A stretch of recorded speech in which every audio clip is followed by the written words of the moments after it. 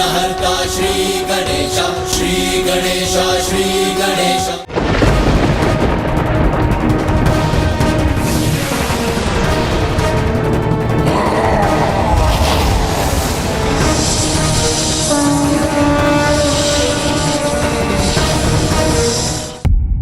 इस प्रकार कुमार कार्तिकेय को वो स्वर्ण कमल प्राप्त हो गया जिसमें तारकासुर के शेष प्राण निहित थे, जिससे अब तारकासुर भाप गया कि उसके प्राण अब सुरक्षित नहीं।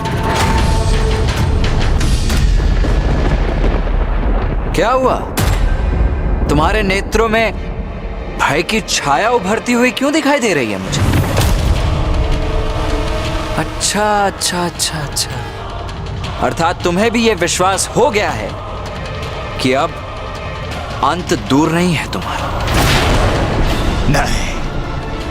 नहीं, इस कमल को मैं क्षति नहीं पहुंचने दूंगा।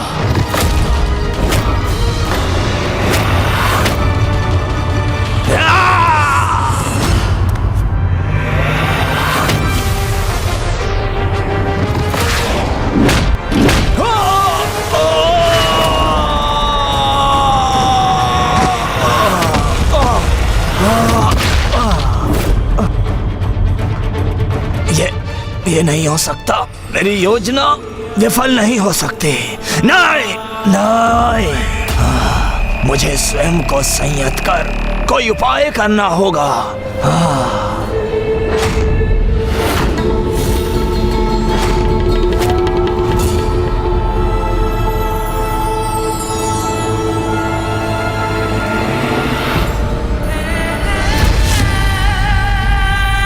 कुमार कार्तिकेय, ये लीजिए। नहीं!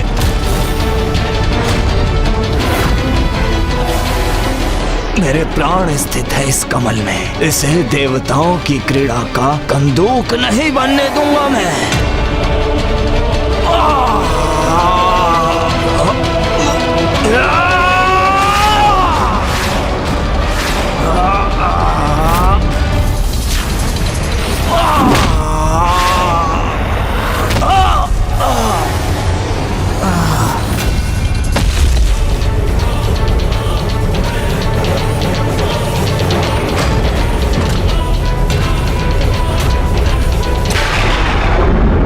कहा था तुमने? मैं अपनी माता के चरण कमल उनसे विलक कर दूं।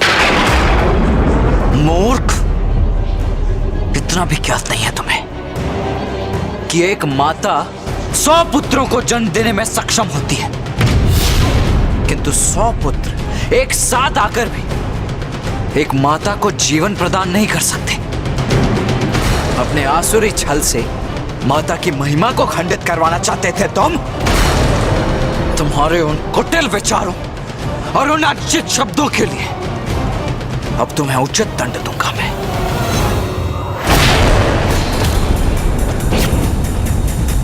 नहीं, नहीं, नहीं।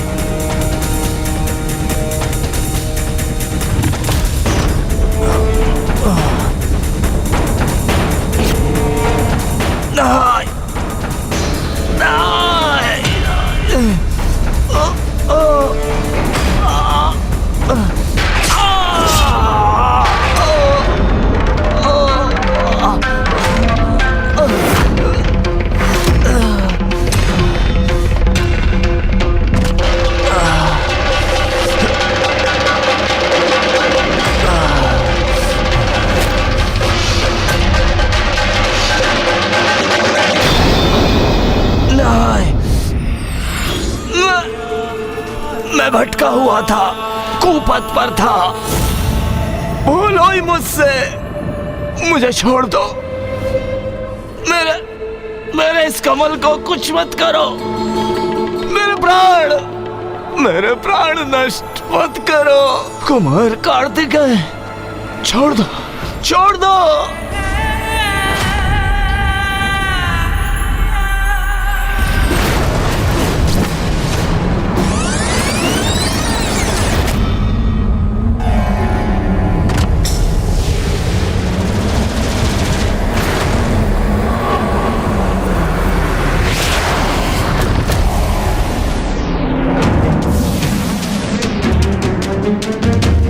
किंतु मैं क्रूर कुटिल असुर विजयी होकर ये प्रमाणित कर दूंगा कि मेरे बालक ही हो तुम।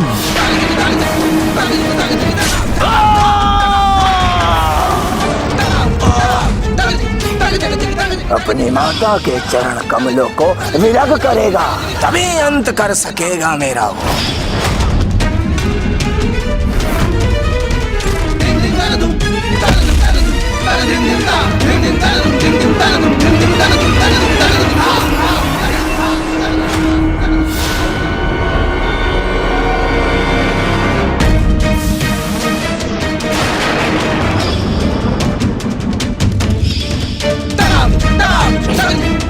तारकासुर, अब तुम्हारी दुष्टता और तुम्हारे आतंक दोनों का आज यही इसी समय अंत करूंगा मैं।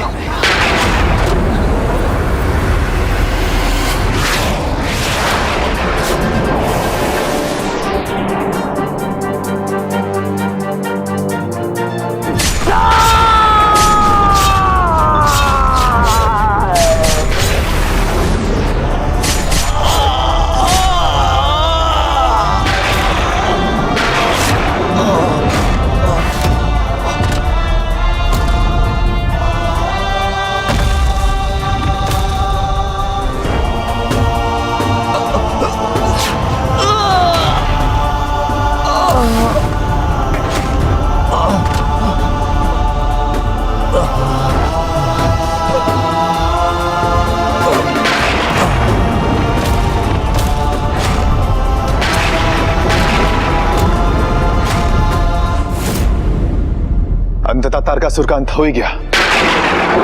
कुमार कार्तिकेय ने तारकासुर का वध कर ही दिया।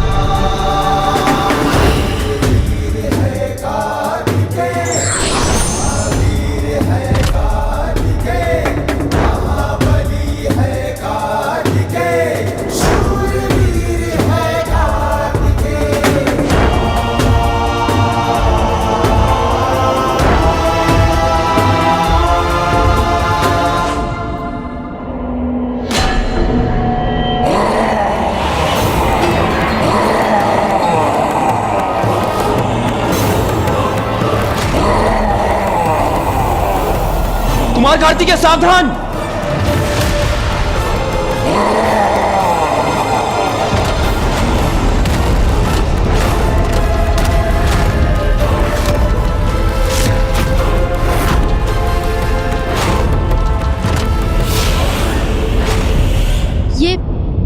ये कैसे संभव है स्वामी? तारकासुर के शेष अर्ध प्राण जिस कमल में स्थित थे उसे तो पुत्र कार्तिकेय ने नष्ट कर दिया। फिर तारकासुर अभी भी कैसे जीवित है?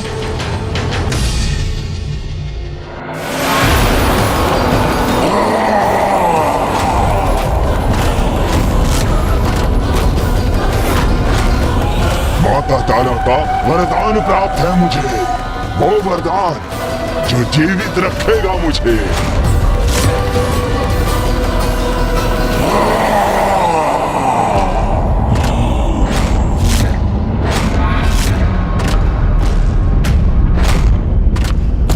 जिस प्रकार एक सर्प अपनी त्वचा त्याग कर एक नवीन रूप धारण करता है, उसी प्रकार मैं भी अपने पूर्व के शरीर को त्याग कर अपने अर्ध प्राण को सुरक्षित रखने हेतु यह दैत्याकार रूप धारण कर सकता हूँ। इसलिए तुम मुझे कितनी भी क्षति पहुंचा लो कुमार कार्तिकेय, किंतु मैं बार बार नवीन रूप धारण कर पुनः उठ खड़ा होऊंगा।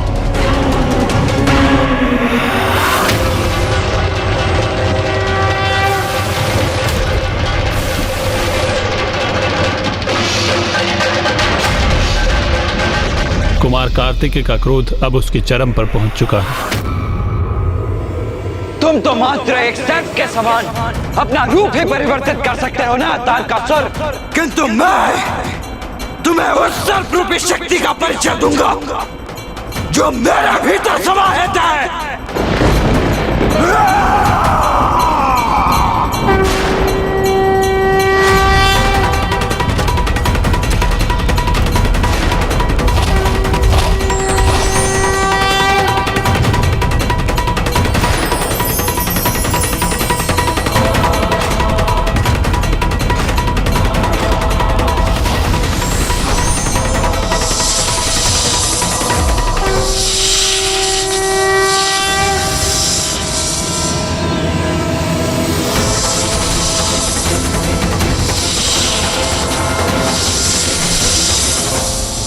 हमारे भीतर कुंडलिनी शक्ति सदैव स्थित रहती है, परंतु जब वो जागृत होकर गतिशील होती है तो वो व्यक्ति को परम शक्ति प्रदान करती है।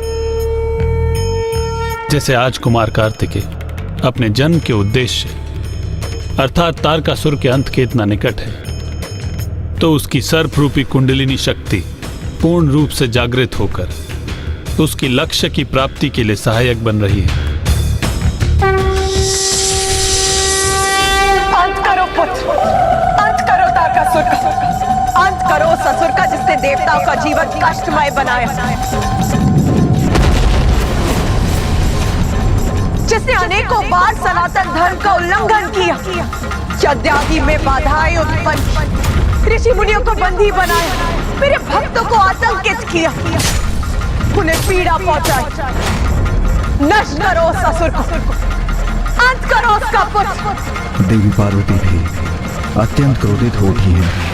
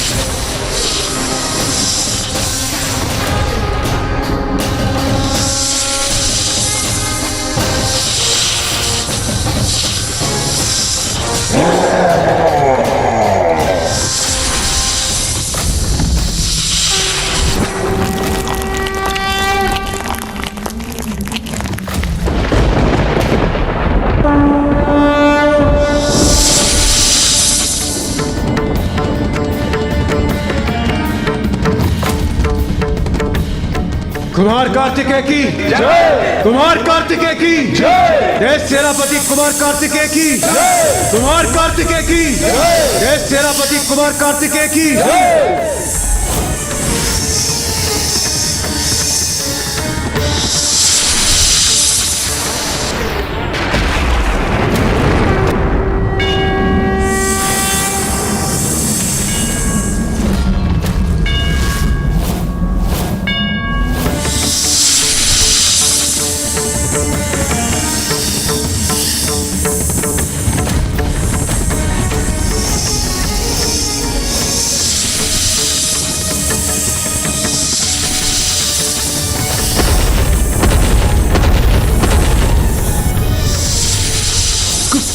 कुमार कार्तिकेय, हम असुर नहीं हैं, हम देवता हैं।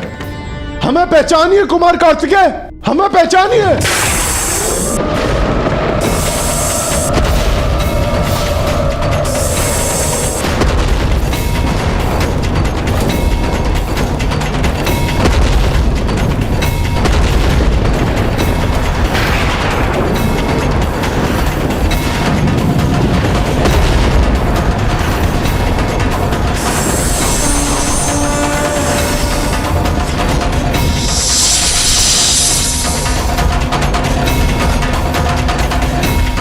नारायण, ब्रह्मदेव, हम पे कृपा कर शीघ्र कोई उपाय कीजिए,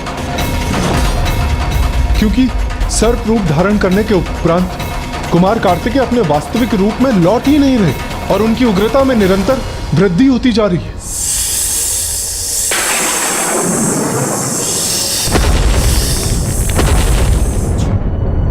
कुमार कार्तिकेय के भीतर क्रोध ज्वालामुखी बन के फट पड़ा है। तारकासुर ने उसकी मां को क्षति पहुंचाने के लिए प्रेरित कर उसके भीतर क्रोध उत्पन्न कर दिया है। उसी क्रोध को कुमार कार्तिकेय ने अपने भीतर नियंत्रित कर लिया है। अब वही क्रोध विनाश का कारण बन रहा है। कुमार कार्तिकेय को यदि कोई शांत कर सकता है तो वो है उसकी माता देवी पार्वती। हम सबको करबद्ध होकर माता स्कंद की प्रार्थना करनी चाहिए।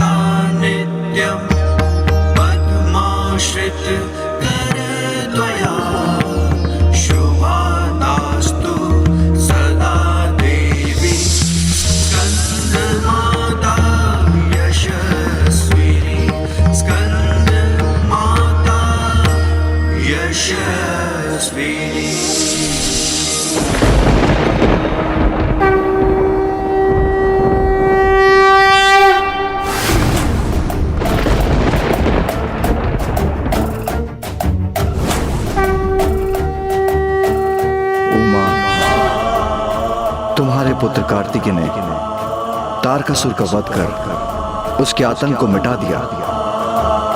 उमा, अब पुत्र कार्तिकेय के उग्र रूप को शांत करो।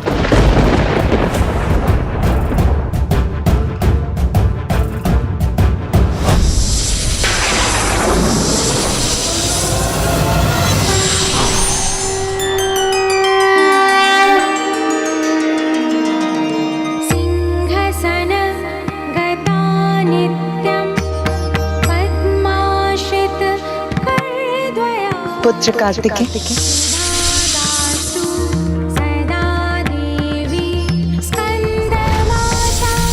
शांत हो जाओ पुत्र।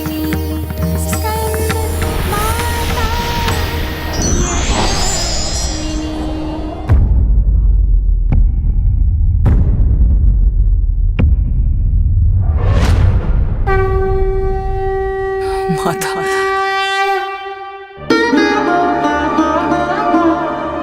मुझे क्षमा कर दीजिए मां। मैं क्रोध के आवेश में बह गया था। मैं स्वयं पर नियंत्रण खो बैठा मां। मुझे क्षमा कर दीजिए। पुत्र, ये यात्रा तुम्हारे लिए अनेकों चुनौतियों से भरी रही। महादेव पुत्र हो तुम, किंतु फिर भी तुम्हें इस परीक्षा के माध्यम से देवताओं के समक्ष ही नहीं, अपनी दृष्टि में भी स्वयं को प्रमाणित करना पड़ा। और अब तारकासुर का वध करके तुम इस परीक्षा में सफल हुए।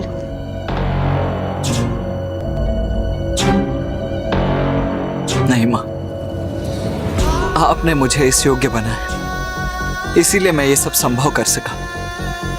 मेरी सफलता का आधार तो आप और पिताश्री ही हैं माता।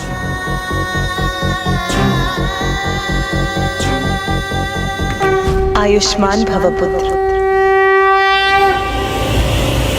कुमार कार्तिकेय की जय। कुमार कार्तिकेय की जय। कुमार कार्तिकेय की जय। कुमार कार्तिकेय की जय। देव सेनापति कुमार कार्तिकेय की जय। कुमार कार्तिकेय की जय। कुमार कार्तिकेय की जय। कुमार कार्तिकेय तो परम ब्रह्म है, इसलिए वो इच्छानुसार कोई भी रूप धारण करने में समर्थ है। तो सर्प रूप धारण कर उन्होंने तारकासुर का वध किया और उसे दंडित किया, और संसार को तारकासुर के आतंक से मुक्त कराने में स्कंद माता के मार्गदर्शन ने उन्हें और भी बल और सामर्थ्य प्रदान किया। ब्राह्मण देवता, मेरी एक और उत्सुकता शांत करने की कृपा कीजिए। जब कुमार कार्तिकेय कृतिका देवियों की ओर बढ़ रहे थे तो वो कौन सी देवी थी जिन्होंने कुमार कार्तिकेय को दर्शन दिए, जिनके दर्शन पाकर कुमार कार्तिकेय तारकासुर की चाल समझ सके।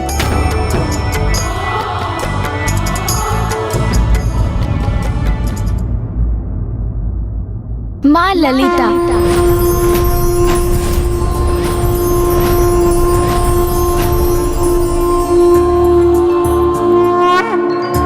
माँ आदि शक्ति की परम स्वरूप। माता ललिता महाविद्या माताओं में सबसे अग्रणी हैं और माता आदि शक्ति के सर्वोच्च पक्ष उनमें समाहित हैं। इसलिए भविष्य में उचित समय आने पर उनका संसार में आविर्भाव होगा। अब हम पंचम चक्र विशुद्ध चक्र पर अपना ध्यान केंद्रित कर स्कंद माता की अर्चना करेंगे। इस चक्र के जागृत होने से क्या होता है गणेश जी? जब हमारा विशुद्ध चक्र बाधित होता है तब हमें अपना मत श्रेष्ठ प्रतीत होता है और हम दूसरे के विचारों को सदा असत्य मानकर उन्हें नकार देते हैं।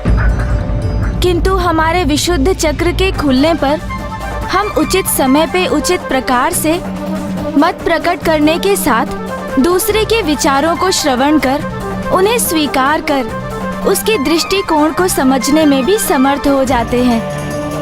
तो आइए अब ध्यान आरंभ करते हैं।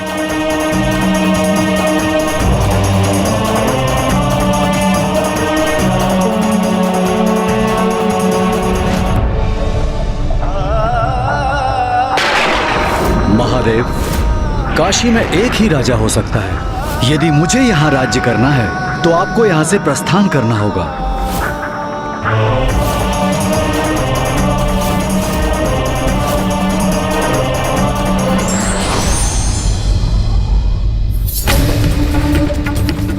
मैं महादेव से प्रश्न पर प्रश्न पूछता गया और उन्होंने निष्ठा और सत्यता से मेरे सभी प्रश्नों के उत्तर दिए, किंतु मैंने एक बार भी ये ज्ञात करने का प्रयास नहीं किया कि उनके मन में क्या है। किंतु ऐसा क्यों किया मैंने? क्या ये सब कर कदाचित मैंने कोई बहुत बड़ी भूल की है?